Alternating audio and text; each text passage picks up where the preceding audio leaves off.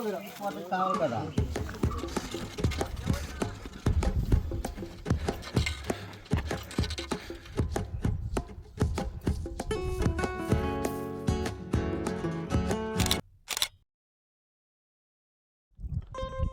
மலைகளில் வெறும் காட்சிகள் மட்டும் நிறைஞ்சது கிடையாதுங்க.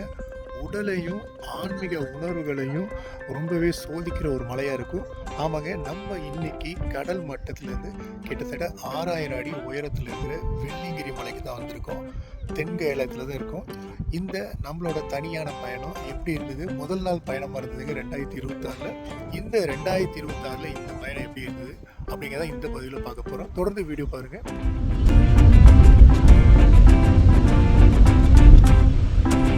வெள்ளியங்கிரி மலை ஏறுறதுக்கான அனுமதி வந்து பிப்ரவரி மாதம் 1ஆம் தேதி 2026 கிட்டத்தட்ட மே மாதம் கடைசி வரைக்கும் அனுமதி கொடுத்துட்டாங்க. நம்ம வந்து முதல் நாள்லேயே வந்து நம்ம போயிட்டோங்க. கிட்டத்தட்ட ஒரு 6 மணி வாக்கில் நம்ம அந்த தோரண வாயில் கிட்ட போயிட்டோம்.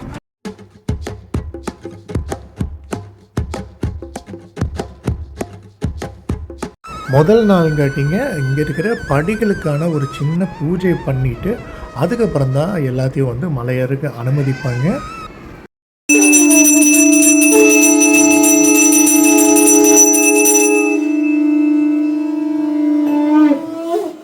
ஆரம்ப பூஜையை தொடர்ந்து நிறைய பேர் வந்துட்டு அந்த படிகளுக்கு வந்து ஒரு சின்ன சின்ன பூஜைகளை பண்ணுறாங்க. அப்புறம் தேங்காய்களெல்லாம் உடைக்கிறதுமே நம்ம பார்க்க முடியுதுங்க. அதை தொடர்ந்து நம்மளை வந்து அந்த சைடில் இருக்கிற வழியாக வந்து டக்குன்னு வந்து நம்மளை மலையேறதுக்கு அனுமதிச்சிடுறாங்க. இந்த கேட்டு வந்து ஒரு 7 அல்லது 7:30 கிட்ட திறந்துருக்கலாம்.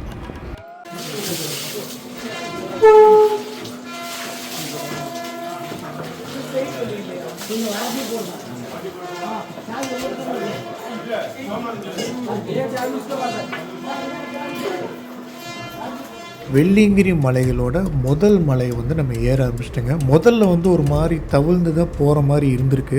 ஆனால் படிக்கட்டுகள்லாம் வந்ததுக்கப்புறம் ஒரு மாதிரி முதல் மலை வந்து ரொம்பவே செங்குத்தாக இருக்குதுங்க. 1000க்கும் அதிகமான படிக்கட்டுகள் இருக்கிறங்காட்டி இது வந்து நம்மளை ரொம்பவே வந்து கஷ்டப்பட வச்சிடும். இந்த முதல் மலையிலேயே நிறைய பேர் சங்கி போய் போதுண்டா சாமி அப்படிங்கிற அளவு கூட கிளம்பிடுவாங்க திரும்ப.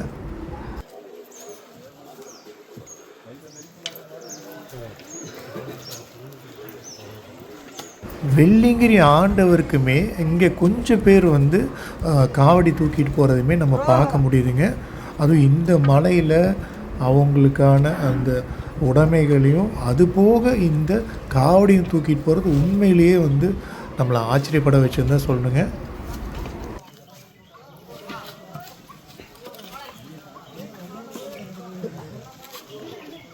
முதல் மலையோட முடிவில் தெரியுது இல்லைங்களா, வெள்ளை விநாயகர் கோயில். அங்கே இருக்கிற விநாயகரை நம்ம கும்பிட்டு அப்படியே நம்ம அடுத்த மலையை நோக்கி கிளம்ப வேண்டியதாங்க.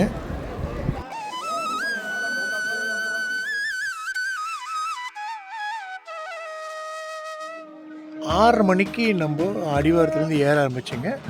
ஒரு 3/4 மணி நேரத்துலேயே வந்து நம்ம வெள்ளை விநாயகர் கோயிலை தாண்டி வந்துட்டோம்.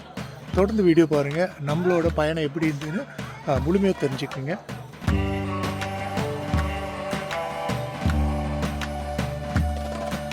ரெண்டாவது மலை ஆரம்பிக்கிறதே ஒரு மட்டமான பகுதி இல்லைங்க. அதனால் நம்மளுக்கு கொஞ்சம் தூரத்துக்கு ஈஸியாக இருக்கிற மாதிரி இருக்கும். அதுக்கப்புறம் அங்கங்கே அப்படியே படிக்கட்டுகள் வர ஆரம்பிக்கும். அப்புறம் நீங்கள் மூங்கில் மரங்களை நிறைய பார்ப்பீங்க. மூங்கில் உரசுற சத்தமே நமக்கு வந்து ரொம்ப சூப்பராக இருக்கும். அப்புறம் இந்த பகுதியே வந்து ஒரு மாதிரி அடர்ந்த பகுதியாக இருக்கும். அதனால் கொஞ்சம் நல்ல ஒரு குளிர்ந்த நிலையுமே இந்த இடத்துல இருக்குங்க.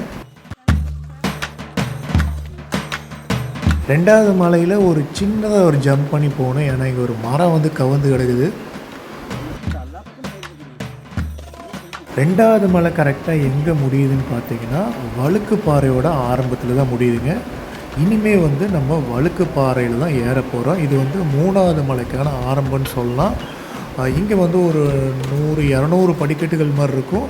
சின்னதாக தான் இருக்கும். அதனால் நீங்கள் ஜாக்கிரதையாக போகணும்.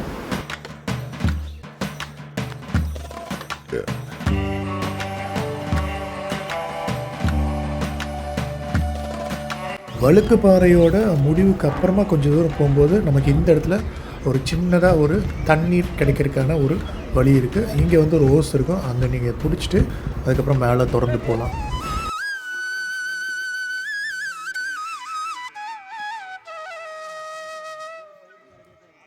தொடர்ந்து நம்ம 3வது மலையில் பாம்பாட்டி சித்தருக்கான அந்த குகையை பார்ப்போங்க. அதை தொடர்ந்து பாம்பாட்டி சுனையுமே நம்ம பார்ப்போம்.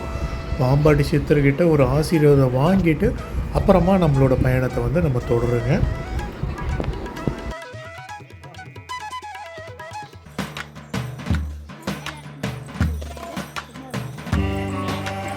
கொஞ்சம் முன்னோக்கி போகும்போது இந்த இடத்துல ஒரு பெரிய பாறைக்கையில் ஒரு சின்னதாக ஒரு சாமியுமே வச்சுருக்காங்க.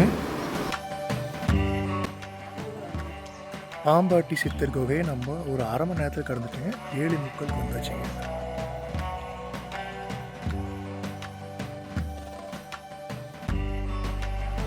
எல்லா மலைகளோட முடிவுகள்லையுமே நம்ம கடைகளை பார்க்க முடிஞ்சதுங்க. அதுக்கான ஏற்பாடுகள் நடந்துட்டுருக்கு. இன்னும் ஒரு வார கட்டத்தில் கடைகள் வந்து முழுமையாக வந்துடும். ஆனால் ஒரு 2 இடத்துல நம்ம வந்து சூப்பு விற்கிற கடைகளை பார்க்க முடிஞ்சுதுங்க.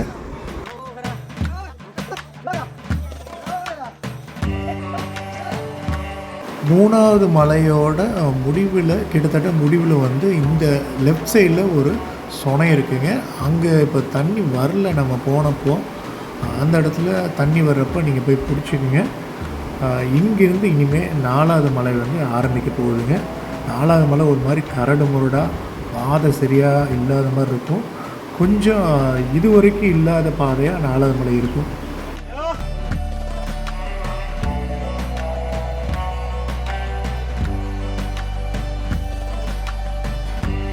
ஒரு மாதிரி புல் மலைன்னு கூட சொல்லலாம். பாதை வந்து சவனாக இருக்காது. அங்கங்கே கீழேயும் மேலேயுமா கொஞ்சம் ரிஸ்க்காக இருக்கும். பட் கடந்து போயிடலாம்.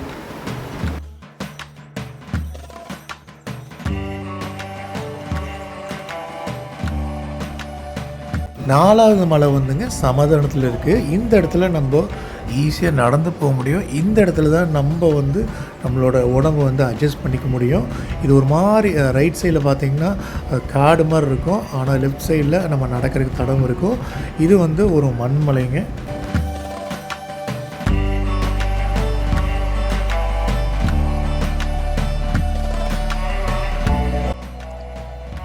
மலைகள் முடிச்சிட்டேங்க.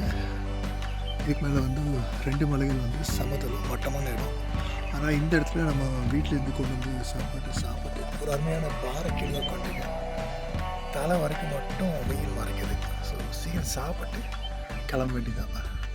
இந்த சைட் பாறையெல்லாம் எப்படி பாருங்க, நல்ல வெயிலாக இருக்குது. ஆனால் அதே சமயம் பனியாகவும் இருக்குது.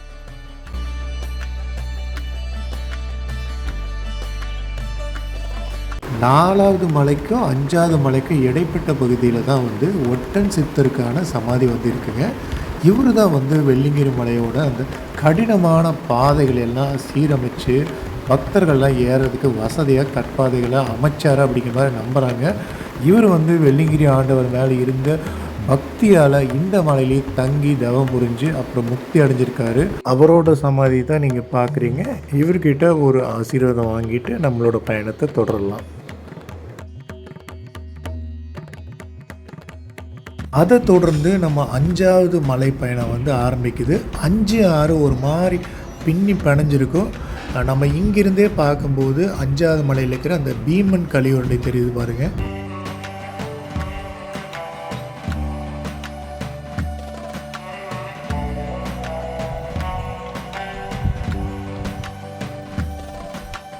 பஞ்சபாண்டவர்கள் வந்து இங்கே தங்கியிருந்ததாகவும் வந்ததாகவும் சொல்கிறாங்க. அதனால தான் இந்த பெரிய பாறையை வந்து பீமனுக்கு நினைவாக வந்து இந்த பேரை சூட்டியிருக்காங்க, பீமன் கலியுருண்டை அப்படின்னு. 6வது மலையுமே ஒரு மாதிரி நல்ல சமதளமாக தான் இருக்குங்க. ஈஸியாக இருக்கும் ஏறுறதுக்கு. இவங்கெல்லாம் இந்த சூளத்தை வச்சுட்டு எப்படி தான் ஏறுறாங்கன்னு தெரியல. அதுவும் பகலில் நான் போன டைமில் நல்ல வெயிலாக இருந்ததுங்க. பகல் நேரங்களில் மலை மேலே வெயிலாக இருந்ததுன்னா ரொம்பவே டிஃபிகல்ட்டாக இருக்கும் நடக்கிறதுக்கு. தண்ணியும் நிறைய தேவைப்படும். கண்டிப்பாக குறைஞ்சது ஒரு 3 லிட்டர் தண்ணியாவது வேணுங்க. நம்ம திரும்ப வரும்போது 7வது மலையிலையோ இல்லை மாரம்பங்கள்லையோ இருக்கிற அந்த தண்ணீரை பிடிச்சிக்கலாம், ஓஸில் வர தண்ணீரை.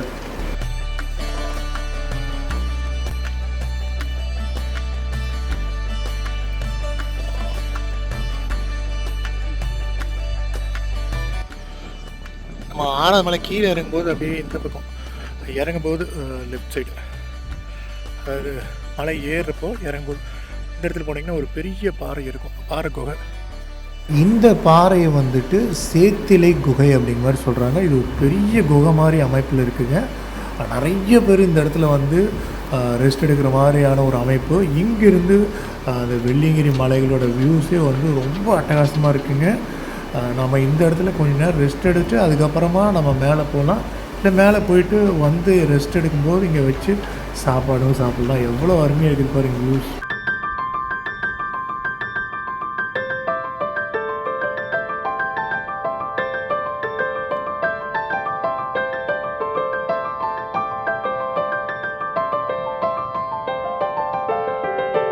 அந்த குகையை பார்த்துட்டு நம்ம அப்புறம் அப்படியே கீழே இறங்குற மாதிரி இருக்குங்க. கீழே இறங்கி நம்ம அந்த ஆண்டி சுனையை அடையும் போது 6வது மலையை வந்து நம்ம முடிச்சிருப்போங்க.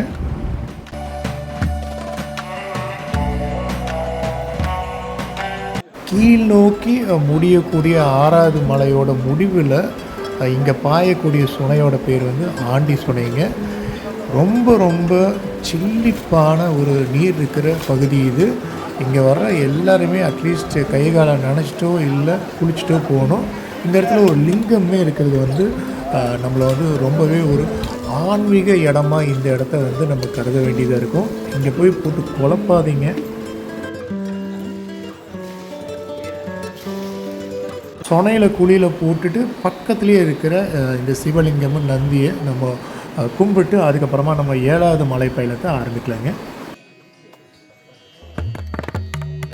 சுவாமிமுடி மலை அப்படிங்கிற மாதிரி இந்த 7வது மலை சொல்கிறாங்க. இதுதான் வெள்ளியங்கிரியில் இருக்கிறதுலையே ரொம்ப டஃப்பான ஏற்றம் கொண்ட மலைங்க. நம்ம இந்த மலையை கொஞ்சம் ஏற ஆரம்பித்தோன்னே இந்த இடத்துல ஒரு தண்ணீருக்கான ஒரு சோர்ஸ் இருக்குது. நம்ம மேலே ஏறிட்டு இறங்கும்போது கண்டிப்பாக இந்த இடத்துல பிடிச்சிட்டு போங்க. அவ்வளோ அருமையாக இருக்குது தண்ணி, அவ்வளோ சில்லிப்பாகவும் இருக்குது. கொஞ்சம் நம்ம முன்னாடி வந்தனையுமே இந்த இடத்துல ஒரு விநாயகருக்கான ஒரு சிலையும் பக்கத்துலேயே ஒரு கல் மாதிரியான ஒரு அமைப்புமே இருக்குங்க. இவரை கும்பிட்டு அதுக்கப்புறம் நம்ம இந்த கடினமான பயணத்தை வந்து தொடருங்க.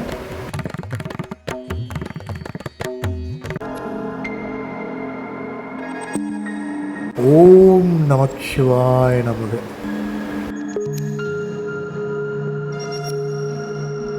பாறைகள் நிறைஞ்ச இந்த 7வது மலை செம்மையான சவாலாக இருக்குங்க. சிரமமாகவும் இருக்கும், ஒரு சேலஞ்சிங்கான ஒரு ட்ரெக்காக இருக்கும். 7வது மலை தான் வெள்ளியங்கிரி மலை பயணங்கள்லேயே இருக்கிற கடினமான மலைங்க.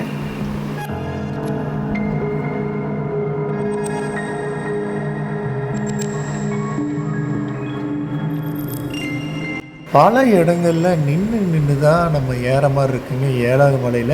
ஏன்னா இந்த 7வது மலை எந்த ஒரு மரமும் கிடையாது, நிழலும் கிடையாது. நம்ம ஒரு வழியாக 7வது மலையை அடைஞ்சிட்டோம். இந்த மண்பாதை வழியாக போய் நம்ம இந்த சுயம்பு சிவனை வந்து நம்ம பார்க்க போகிறோங்க.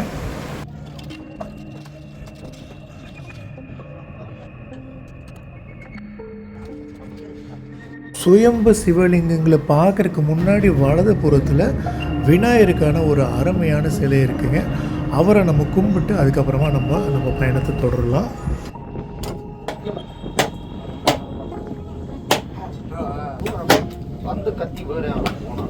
பக்கத்துலேயே கொஞ்சம் முன்னாடி போனீங்கன்னா நாகர்களும் நந்தியுமே அங்கே இருக்கிறத நம்ம பார்க்கலாம். இவங்களே கும்பிட்டு தொடர்ந்து நம்ம முன்னாடி போகலாம்.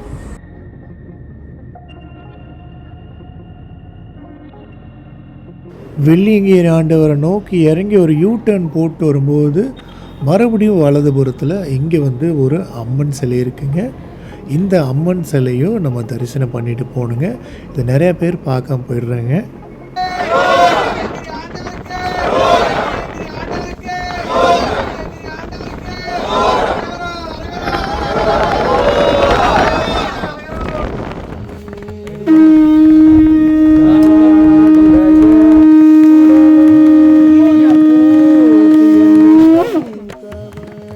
நம்ம கொண்டு போயிருந்த தேங்காய் அப்புறம் எலுமிச்சம்பழம்லாம் கொடுத்துட்டு மனமுருக இந்த இடத்துல நம்மக்கிட்ட ஒரு சின்ன அதிர்வு ஏற்படுதுங்க. நம்ம குமரல்களோ நம்ம என்ன வேணாலும் இங்கே சொல்லலாம். அந்த சுயம்பு லிங்கங்களை பார்க்க பார்க்க நமக்கு பல விதமான உணர்வுகள் தோணுது. எதை கேட்கணுங்கிறது கூட மறந்து போகுது. ஆனாலும் ஒன்றே ஒன்று தாங்க, வேணுங்கிற சக்தியை கொடுங்க அப்படின்னு வேண்டிட்டு நம்ம கிளம்பிட்டோம்.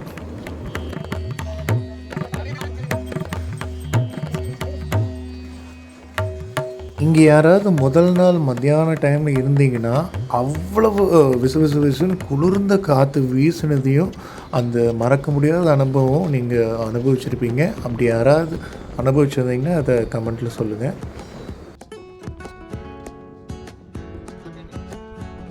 ஏழாவது மலை பாதிக்கிட்ட இறங்கிட்டேங்க. அப்போ நிறைய பேர் அப்போ தான் மதியானம் அந்த கடுமையான வெயிலில் மேலே ஏறதை நம்ம பார்க்க முடியுது.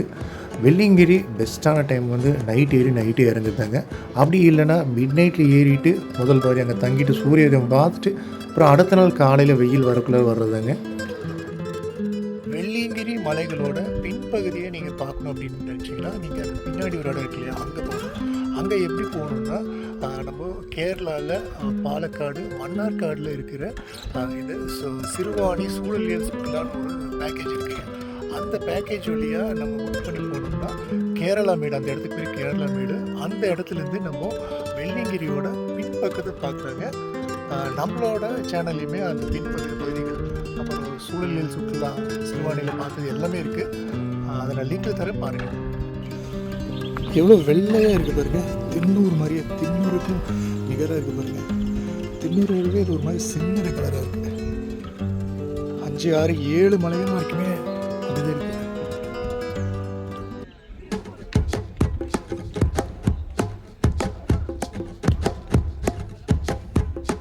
குரங்குகள் அங்கொன்றும் இங்கொன்றுமா இருந்ததுங்க. ஆனால் இந்த இடத்துல பார்த்தீங்கன்னா ஒரு 5 குரங்குகள் ஒன்றா சேர்ந்துட்டு பயமுறுத்த மாதிரி இருக்குது. ஏமாந்தால் பிடிங்கிக்குங்க.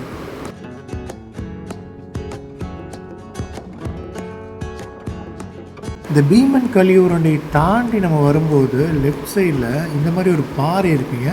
அது ஏதோ ஒரு டோர் போட்டு மூணு மாதிரியே இருக்குது. யாராவது இதை கவனிச்சிருக்கீங்களா? கவனிச்சிருந்தால் கமெண்ட் பண்ணுங்கள்.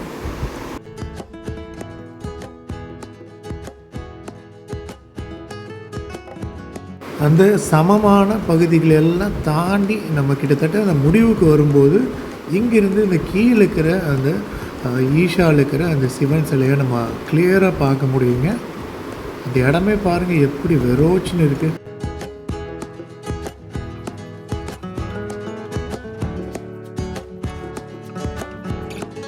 தொடர்ந்து அப்படியே நம்ம வழுக்குப்பாறையில் கீழே இறங்க ஆரம்பிச்சிட்டோங்க. நல்ல வெயில் பின்னி எடுக்குதுங்க. மண்டையெல்லாம் உண்மையிலே காயுதுன்னு தான் சொல்லணும். எப்படா இந்த மரங்கள் இருக்கிற பகுதிக்கு வருவோன்னு ஆயிடுச்சு. பட் இருந்தாலும் அங்கங்கே இந்த மாதிரி வெளிச்சங்கள் வர வர நல்லா புழக்குதுங்க உண்மையிலேயே.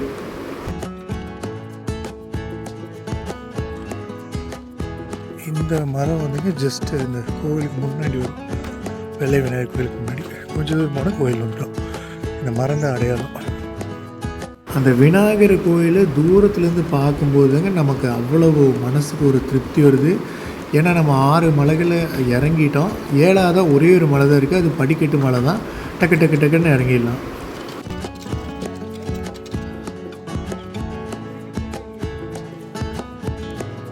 முதல் மலையோட கிட்டத்தட்ட பாதி தூரத்துக்கு மேலே வந்துட்டோம். இந்த இடத்துல இந்த பாலத்தில் கொஞ்சம் நேரம் இருந்துட்டு அப்படியே கீழே இறங்க வேண்டியது தான்.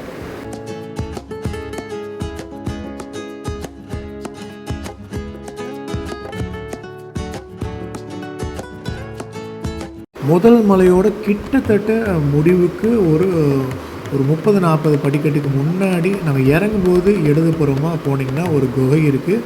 அந்த குகையில் வந்துட்டு சிவன் சிலை இருக்குங்க. அவரையும் நம்ம குகைக்குள்ளார போய் முடிஞ்சால் கும்பிட்டு வரலாம். இல்லை வெளியிலேருந்தே கும்பிட்டு நம்ம அப்படியே நம்மளோட கீழ் நோக்கிய பயணத்தை தொடரலாம்.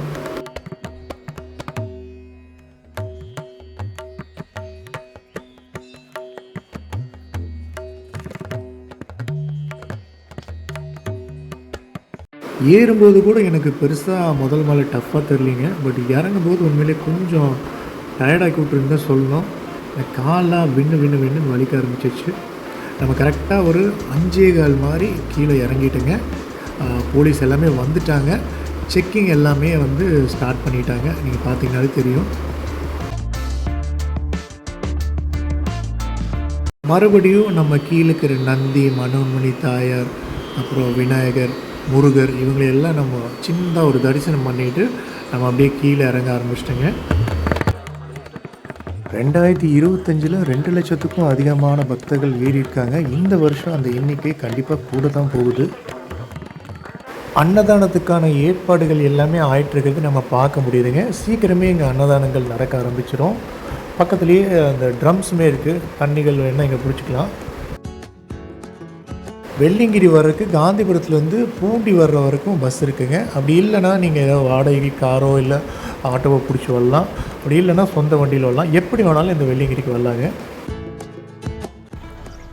2026க்கான வெள்ளியங்கிரி பயணத்தை நம்ம கம்ப்ளீட் பண்ணிட்டுங்க.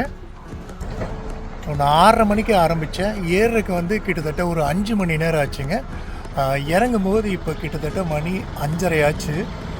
ஒரு 1.5 மணி நேரம் சாப்பிட்றது அப்புறம் ரெஸ்ட் எடுக்கிறதுலேயே போயிடுச்சு. சில இடங்களில் உண்மையாகவே சோதிக்க வச்சிருச்சுங்க. பட் அதர்வைஸ் இந்த ஒரு பயணம் வந்து வெற்றிகரமாக முடிஞ்சது. நம்ம முதல் நாளே வெள்ளியங்கிரி பயணத்தை முடிச்சாச்சு. அடுத்த வருஷம் பார்ப்போம்.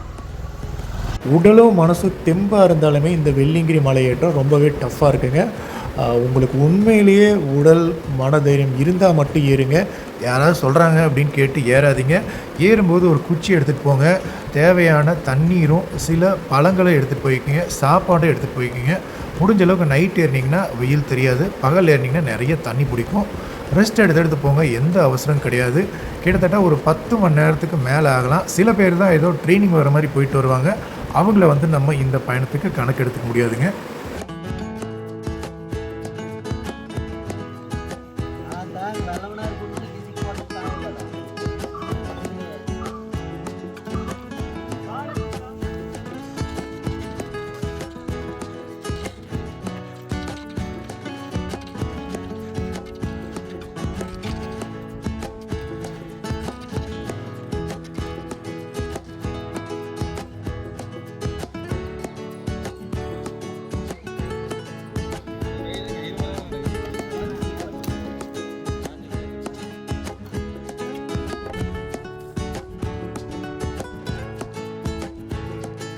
இந்த பயணம் உங்களுக்கு பிடிச்சிருந்தா சேனல் சப்ஸ்கிரைப் பண்ணுங்கள். இந்த வீடியோவை லைக் பண்ணியும் கமெண்ட் பண்ணுங்கள். நன்றி.